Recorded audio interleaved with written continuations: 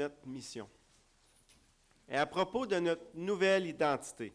Le titre du message ce matin, pour nous exhorter, nous encourager et surtout, Dominique et Christelle, c'est s'identifier à Jésus.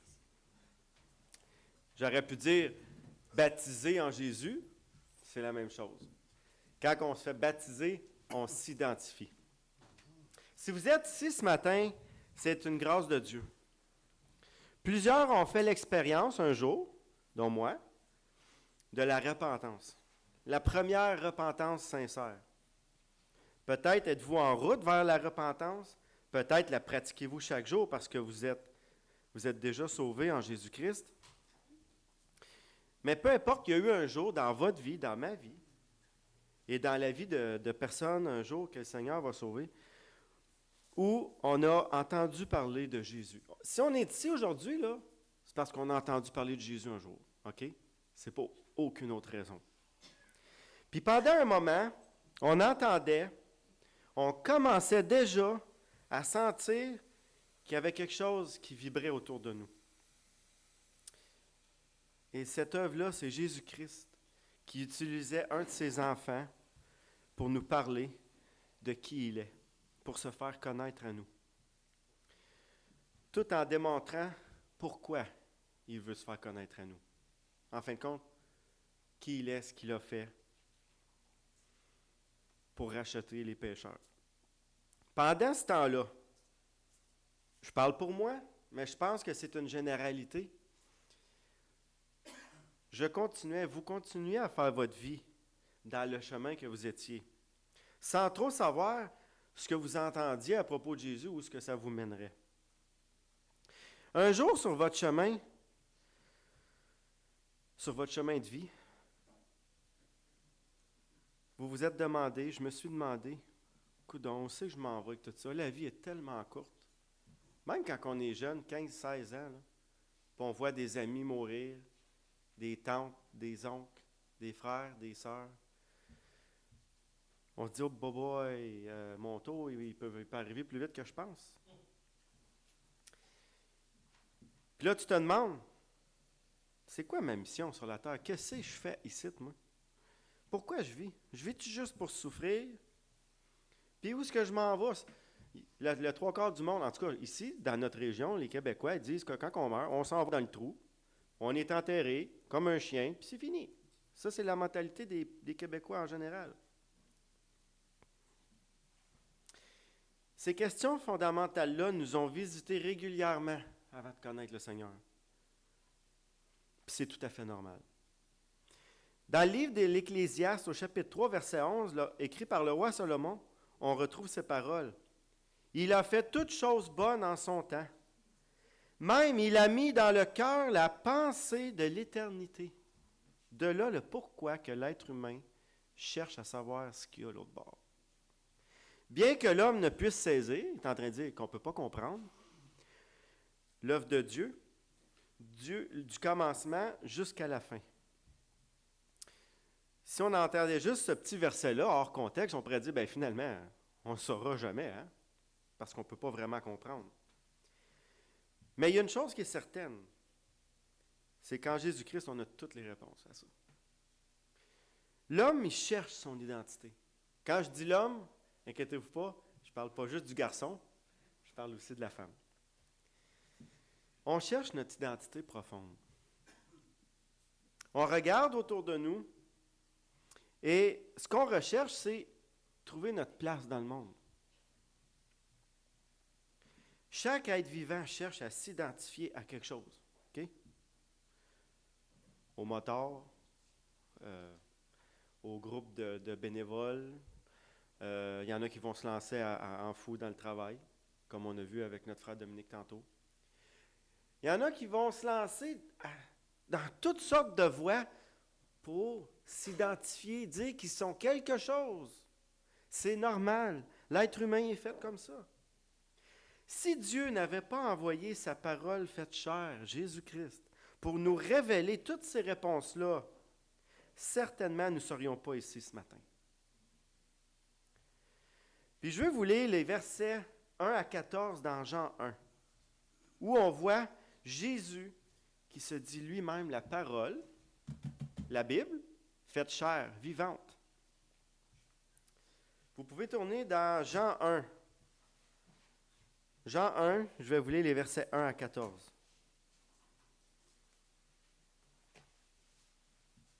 J'aime tellement ce passage-là. Je l'aime tellement. Au commencement était la parole. Au commencement était la parole. Et la parole était avec Dieu. OK. Et la parole était Dieu. Ah, OK. OK. C'est pas encore concret, là. On va continuer. La parole était avec Dieu. La parole était Dieu au commencement. OK. Ça va. Toute chose a été faite par elle. Eh, hey, c'est puissant, ça. Rien de ce qui a été fait n'a été fait sans elle. Eh, maman, hey, savez-vous que quand vous avez ce livre-là dans les mains, vous avez quelque chose?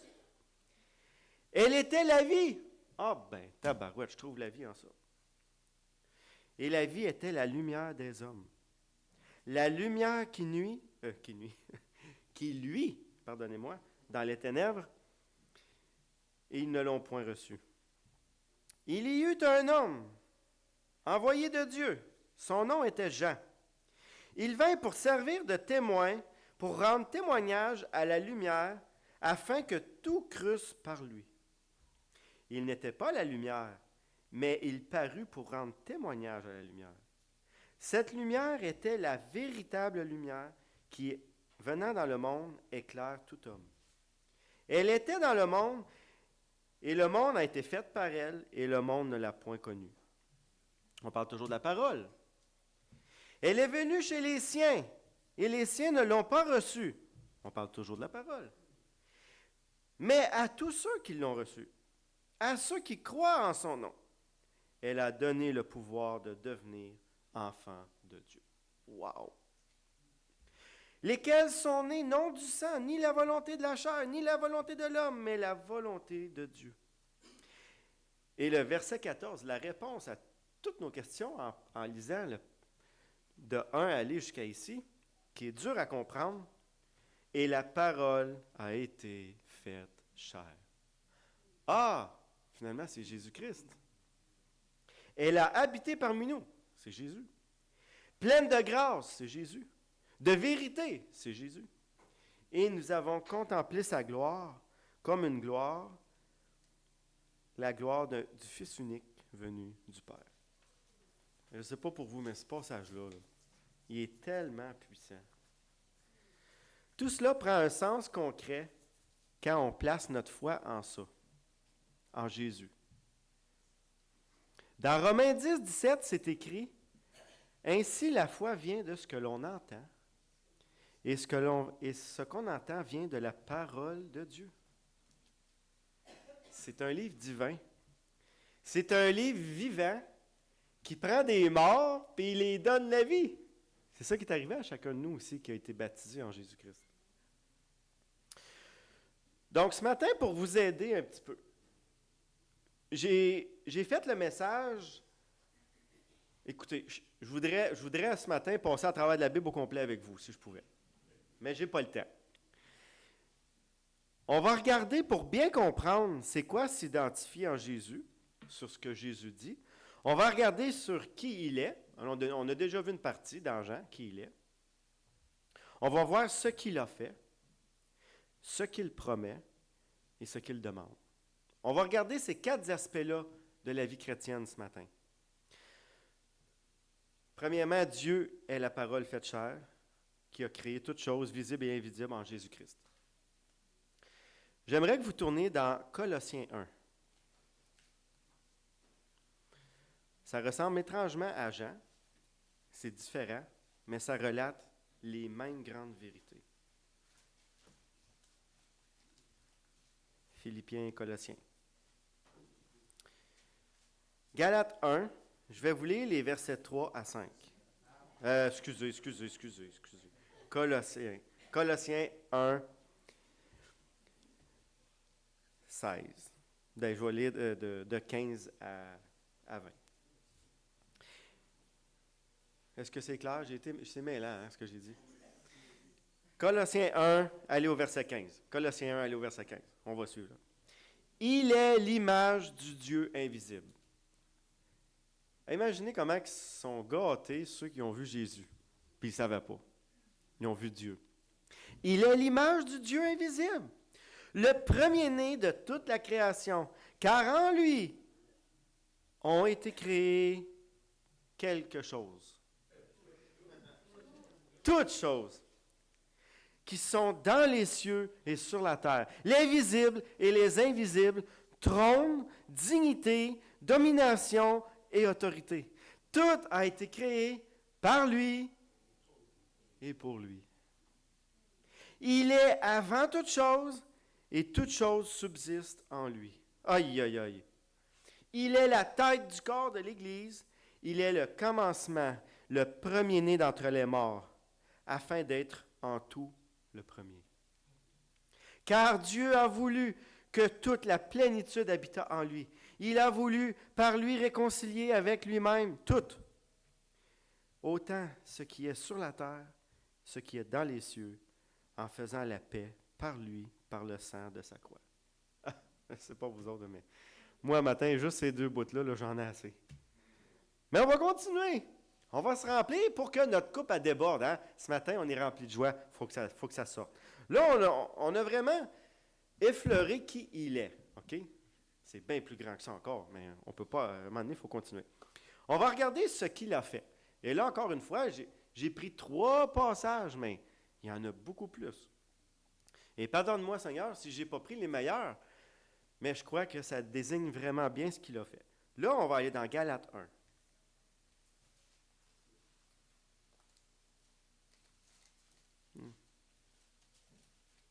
Galates 1, avant Éphésiens, après Corinthiens, pour vous aider. Je suis en train d'apprendre les 66 livres en ligne. Là. Je commence à être pas pire.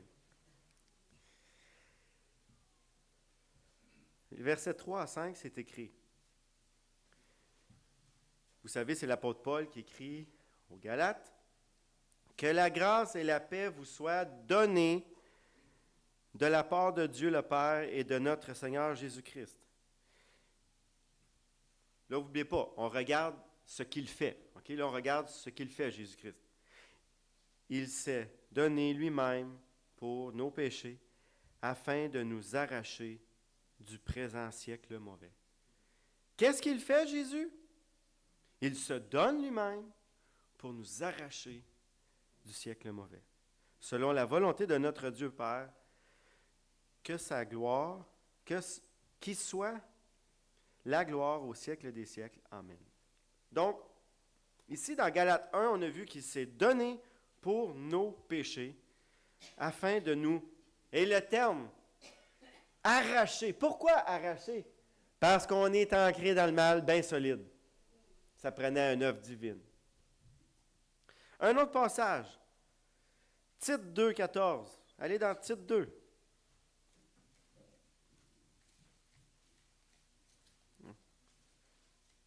Timothée, Tite, un petit livre avant Philémon. Tite 2, 14. Vous allez dire, tabarouette, Carl, tu n'as pas travaillé fort. On dirait qu'il dit la même chose. C'est un petit peu arrangé que le gars des vues. Je veux vous convaincre. Tite 2, 14. Il s'est donné lui-même pour nous, afin de nous racheter de toute iniquité. Qu'est-ce qu'il a fait, Jésus? Il s'est donné lui-même pour nous racheter et de se faire un peuple qui lui appartient, purifié par lui et zélé pour les mauvaises œuvres. Hein? C'est pas écrit ça dans votre Bible? Pour les bonnes œuvres. Il s'est donné lui-même pour nous racheter, pour nous arracher, pour nos péchés. On continue. On va aller dans Jean 1. On retourne dans Jean, où est-ce qu'on était tantôt. On se pratique à tourner les ailes de la parole de Dieu. J'aime ça entendre les pages. Jean 1 au verset 29. Le lendemain, il vit Jésus venant à lui. Là, on peut s'imaginer Jean qui est dans l'eau, qui baptise des gens. Voici l'agneau de Dieu qui ôte le péché du monde. Qu'est-ce qu'il fait, Jésus? Je ne sais pas si vous avez remarqué, les 3 versets disent la même chose. Il ôte le péché du monde. Donc maintenant, jusqu'à présent, on a vu qui il est, on a vu ce qu'il fait. On va regarder ce qu'il promet maintenant. Vous allez aller dans Jean, toujours, mais au chapitre 10. Alors, je sais que la plupart de vous savent où est-ce que je m'en vais. Au verset 28. Il nous promet une assurance. Pas une assurance de main d'homme. Pas une assurance... Ah, mon Dominique, tu sais de quoi que je parle, hein? Une assurance au-delà de toute pensée humaine. J'en ai des frissons. Je leur donne la vie éternelle. Ils ne périront jamais. Et personne ne les ravira de ma main. Mon Père qui me les a donnés est plus grand que tous, et personne ne peut les ravir de la main de mon Père. Il dit, moi et mon Père, nous sommes un. Qu'est-ce qu'il nous promet? La première chose que je veux vous buriner dans le cœur ce matin, c'est l'assurance du salut. Ensuite, il nous promet quoi? Allez dans Matthieu 28. Reculez, Matthieu est en avant. Matthieu 28.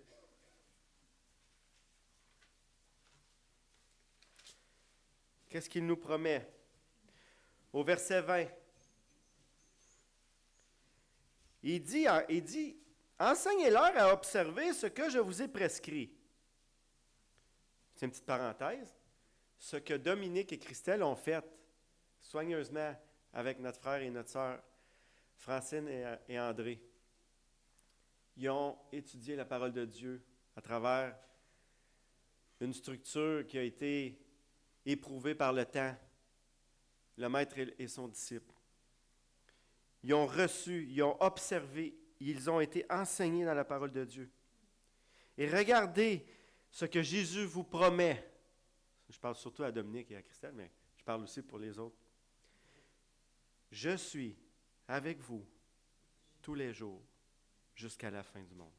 Qu'est-ce que Jésus vous promet?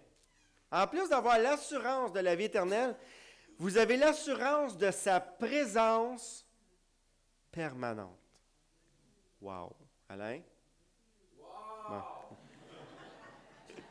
Bon. J'ai mon perroquet au sein même de l'Assemblée.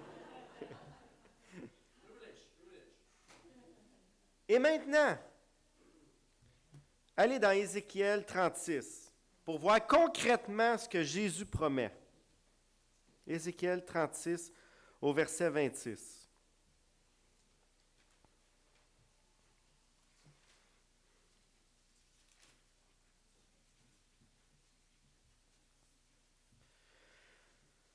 Attachez-vous avec la broche, là. Hey, c'est quelque chose. Là. Êtes-vous tous rendus? 36, 26? 36, 26. Chapitre 36, verset 26. Attachez votre tuque. Bien comme il faut. Ça. Dan, ça sent bien.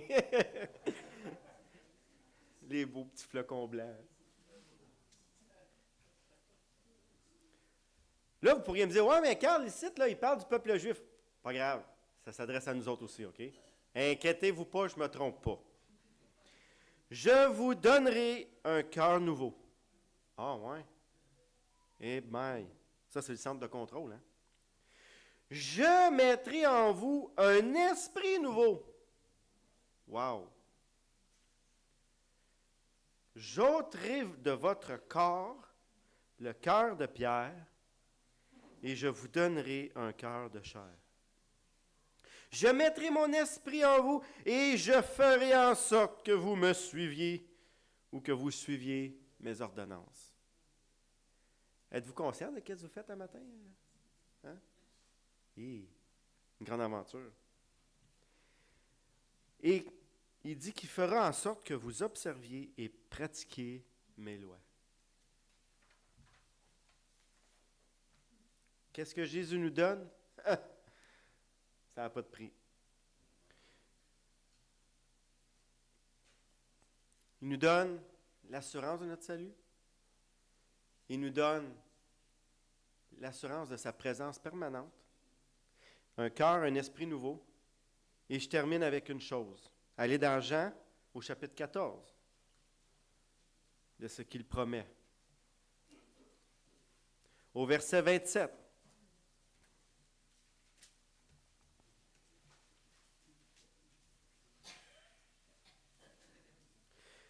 Quelque chose que tout être humain recherche, inévitablement. Moi, le premier. Si vous connaisseriez, si je vous partagerais mon témoignage ce matin, vous n'entendriez parler de la paix. Je peux vous garantir. Je vous laisse la paix. Je vous donne ma paix.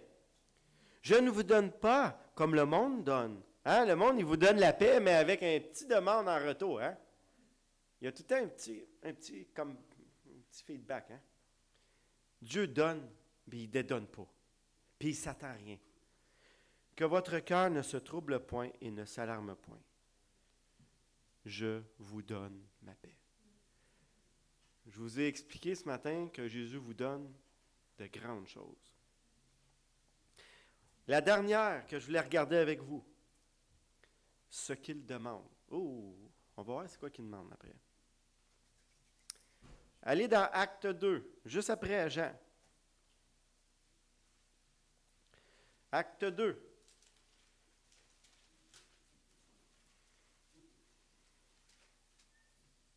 Au verset 37.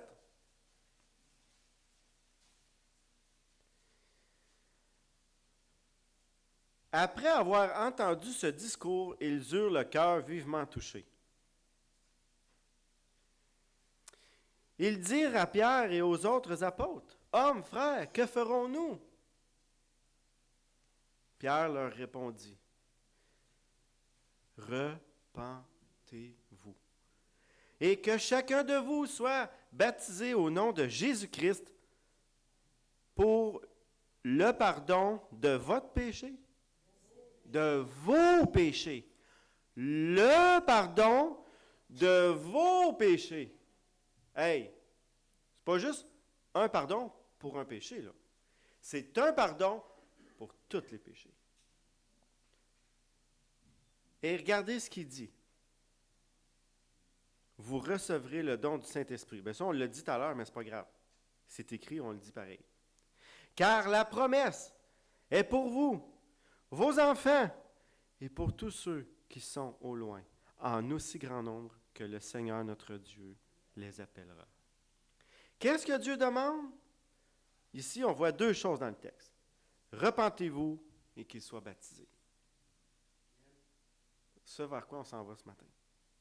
On continue dans Actes, toujours dans Actes, au chapitre 3, au verset 19. On est comme à la Pentecôte un matin. Hein? On a la joie de voir des gens qui sont convertis puis qui témoignent de leur foi. Ce qui se faisait en masse dans le temps de la Pentecôte. Au verset 19, chapitre 3, 19 de Actes, c'est écrit « Repentez-vous donc et convertissez-vous pour que vos péchés soient effacés, afin que des temps de rafraîchissement viennent de la part du Seigneur. » Dominique, as-tu envie d'avoir des temps de rafraîchissement? Oui, hein? Bois pas toute l'eau, on en a besoin tout à l'heure. Christelle, as-tu envie de voir des temps de rafraîchissement? Oui. Repentez-vous, convertissez-vous. On va aller un petit peu plus loin dans Actes. Vous allez aller au chapitre 17.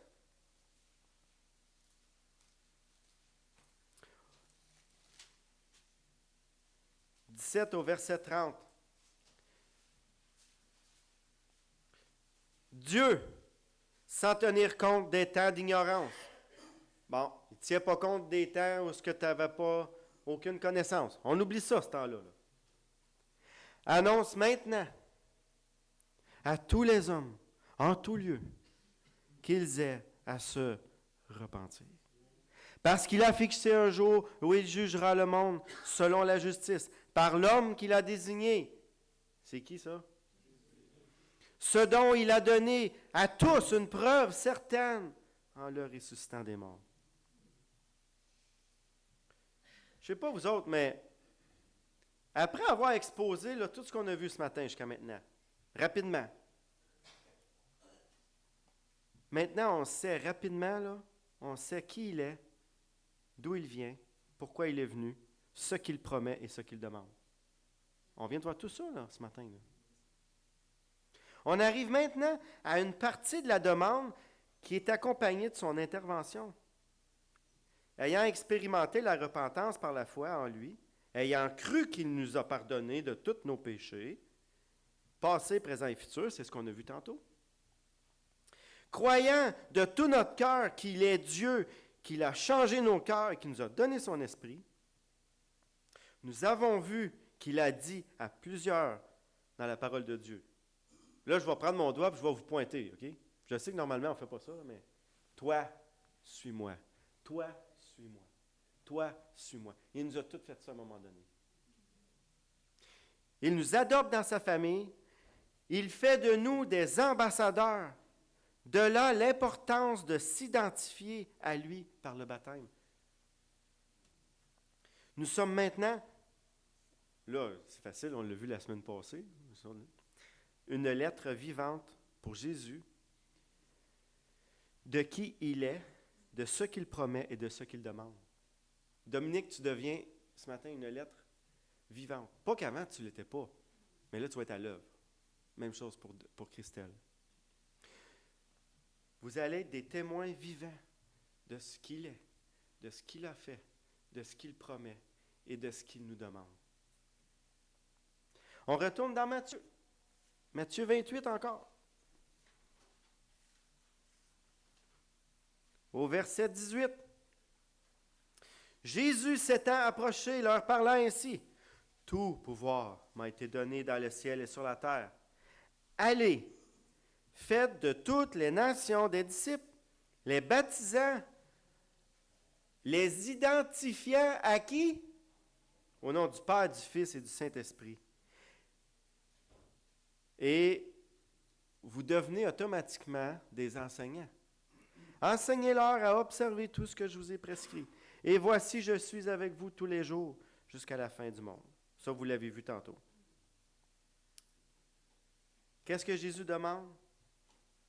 Oui, de se repentir, oui, de se faire baptiser, mais d'aller parler de ce que vous avez vécu.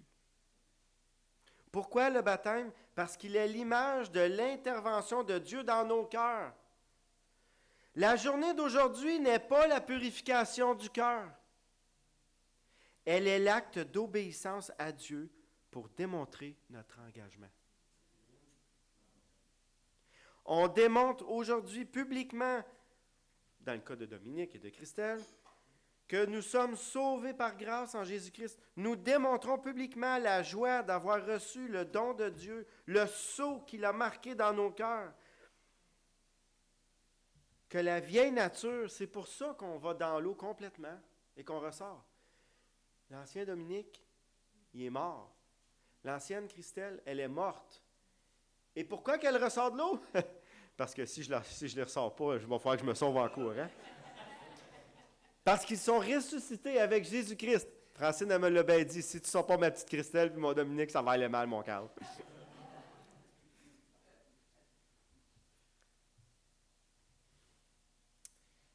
Le sceau de Dieu dans nos cœurs. La vieille nature, elle est morte avec l'œuvre de Jésus-Christ en sa mort. Et nous sommes nés de nouveau par son esprit en sa résurrection. Tantôt, notre sœur Christelle, elle nous a partagé un verset.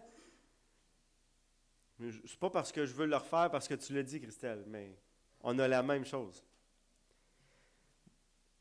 Dans la lettre de Pierre, au chapitre 3, vous êtes témoin tantôt, Christelle, elle en a parlé, dans son témoignage. Pierre, au chapitre 3, au verset 18, il dit: « Oui, 1 Pierre, oui. Non, 2 Pierre. J'ai pas écrit la référence sur ma feuille. 2 Pierre, chapitre 3. Non. Qu'est-ce que j'ai fait là, moi? J'ai juste écrit. On voit dans la lettre de Pierre, au chapitre 3, verset 18 à 2, mais je n'ai pas écrit laquelle. Mais c'est pas grave, je l'ai décrit sur ma feuille. Ça doit être 2 Pierre 3, 18. Non? 1 Pierre 3, 18. Bon, ça doit être. Pas grave. Il est disparu dans ma Bible. Quelqu'un a arraché une page. Charles, Félix, qu'est-ce que vous avez fait dans ma Bible? Christ a aussi souffert une fois pour tous les péchés. Lui juste pour des injustes, afin de nous amener à Dieu. Ayant été mis à mort quant à la chair, mais ayant été rendu vivant quant à l'esprit, dans lequel il est aussi allé prêcher aux esprits en prison, qui autrefois avaient été incrédules lorsque la patience de Dieu se prolongeait au jour de Noé. Pendant la construction de l'arche, dans laquelle un petit nombre c'est-à-dire 8 de personnes, furent sauvées à travers les eaux. Cette eau était une figure, une image du baptême, qui n'est pas la purification des souillures du corps, mais l'engagement d'une bonne conscience envers Dieu. Ce que Dominique et Christelle vont faire devant nous aujourd'hui. Et maintenant, nous sauve, vous aussi, par la résurrection de Jésus-Christ. C'est quoi qui sauve? Le baptême? Non, la résurrection de Jésus-Christ. Qui est à la droite de Dieu depuis qu'il est allé au ciel et que les anges et les autorités, les puissances lui ont été soumis. Ce passage nous démontre que l'acte du baptême est une identification. Le baptême de l'Esprit a été fait au jour de la conversion. Le jour où Dominique a réellement cru. Christelle, la même chose. Le jour où vous avez réellement cru, vous vous êtes repenti, vous avez reçu le cœur et l'esprit nouveau en un clin d'œil.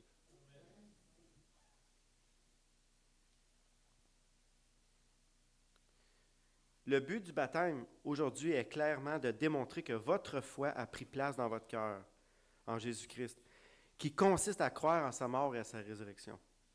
C'est écrit dans Romains 6, 34. « Ignoriez-vous que nous tous qui avons été baptisés en Jésus-Christ, c'est en sa mort que nous avons été baptisés? Nous avons donc été ensevelis avec lui par le baptême en sa mort, afin que Christ ait ressuscité des morts par la gloire du Père. De même, nous aussi, marchions en nouveauté de vie. » Il est donc clair que lorsqu'on a la foi en Jésus-Christ, la repentance est claire et humble, verbalisée devant Dieu pour s'identifier à lui. Et Dieu te baptise le cœur, il change le cœur. C'est là le baptême de l'Esprit. Dans Romains 10, 10, 13, c'est écrit « Car c'est en croyant du cœur qu'on parvient à la justice, et c'est en confessant de la bouche qu'on parvient au salut. » Selon ce que dit l'Écriture. « Quiconque croit en lui ne sera point confus. Il n'y a aucune différence, en effet, entre le juif et le grec, puisqu'ils sont tous un même Seigneur, qui est riche pour tous ceux qui l'invoquent. Car quiconque invoquera le nom du Seigneur sera sauvé. » Bon, j'ai quasiment fini. Je sais que je vous martèle à matin, là, puis je vous fais changer de livre beaucoup. Retournez dans Acte 16.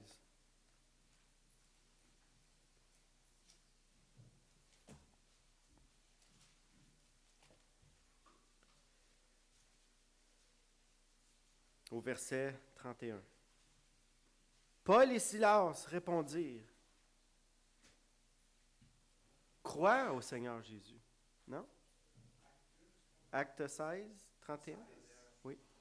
Acte 16, 31. Crois au Seigneur Jésus, tu seras sauvé. Puis c'est valable pour toi et pour ta famille. Et ils lui annoncèrent la parole du Seigneur, ainsi qu'à tous ceux qui étaient dans la maison. Donc, Paul et Silas répondirent, « Crois au Seigneur Jésus, tu seras sauvé, toi et ainsi que toute ta famille. » C'est quoi la condition? Crois. Ils prient avec lui à 7 heures même de la nuit. Il lava leurs plaies et aussitôt il fut baptisé, lui et tous les siens. Les ayant conduits dans son logement, il leur servit à manger et il se réjouit avec toute la famille de ce qu'ils avaient cru en Dieu. Voyez-vous la parole de Dieu, comment qu'elle est puissante. Il y a donc possibilité de salut pour tous ceux qui croient en Jésus. La mort n'a plus de pouvoir sur eux, sur nous, sur moi, mais une vie nouvelle, éternelle en la présence de Dieu. Il y a une mise en garde importante que je veux partager avec vous, qui est écrite dans Jacques 2, 19. Tournez dans Jacques 2, 19.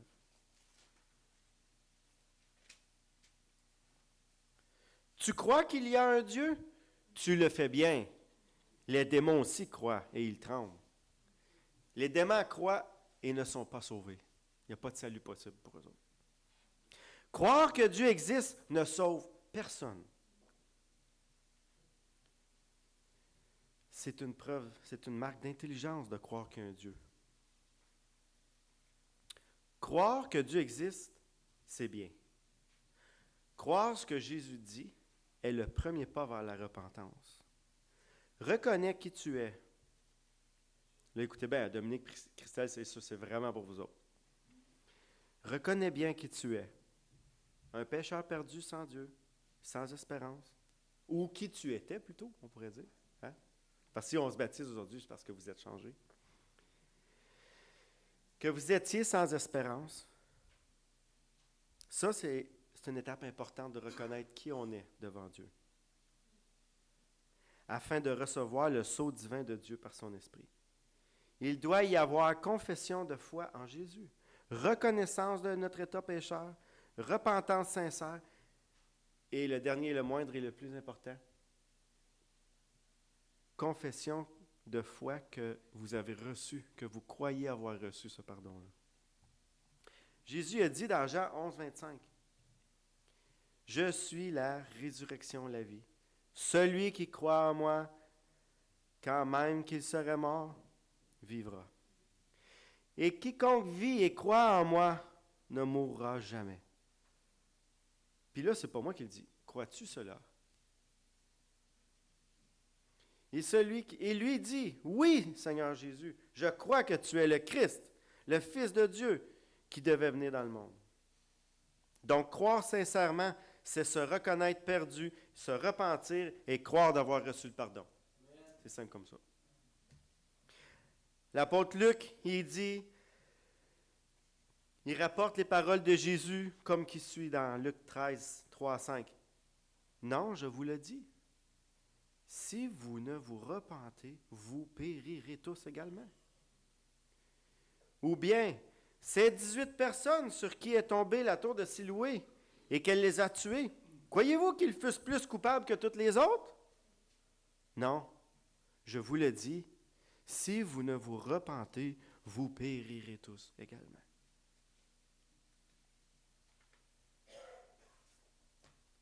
On a parlé de repentance ce matin. C'est l'œuvre la plus importante, la vraie repentance. Là, je termine en vous laissant une série de questions aussi, pour éprouver vos croyances, éprouver votre foi. Voyons ce que c'est vraiment dire « je crois en Jésus ». Tu crois en Jésus? Si tu crois que Jésus est le Fils de Dieu, Dieu lui-même, l'Esprit Saint est le Créateur de tout.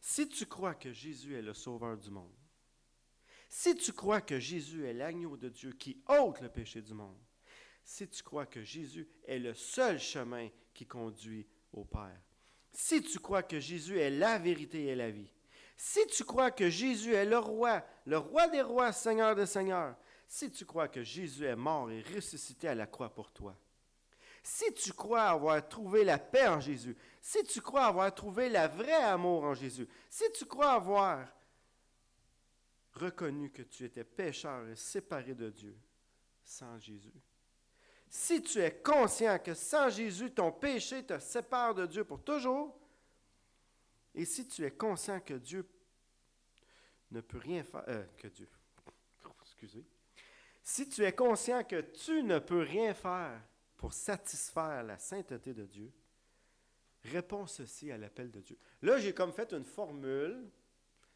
qui vient de moi. Le but, c'est de vous donner des outils simples pour évangéliser. Si ce matin, il y aurait quelqu'un qui ne connaît pas Jésus, puis qui a répondu à toutes ces si-là, mais qui ne sait pas vraiment comment répondre, tu pourrais répondre comme qui suit. C'est une forme, ce n'est pas la seule. Père céleste, je crois, par l'œuvre de Jésus, avoir ton esprit en moi. Je crois, Père céleste, que tu es le Seigneur, que tu es le Dieu créateur, que tu es le Sauveur du monde. Je crois que tu es l'agneau qui ôte le péché du monde, que tu es le seul chemin, la seule vérité, le seul roi, que tu me donnes la paix et l'amour éternel, que tu es mort et ressuscité pour moi. Je sais que je ne suis rien sans toi. Mes œuvres ne peuvent pas satisfaire ta sainteté. Seigneur Jésus, je te demande pardon pour mes péchés, passés, présents et futurs. Seigneur Jésus, je crois que tu as pardonné mes péchés et que maintenant tu habites dans mon cœur. Seigneur Jésus, je crois que personne ne peut me ravir de ta main. À partir d'aujourd'hui, mon Seigneur, mon désir est de te suivre et te servir. C'est juste une forme. Ce n'est pas la seule, ce n'est pas l'unique, ce n'est pas la meilleure. C'est un exemple. Eh oui.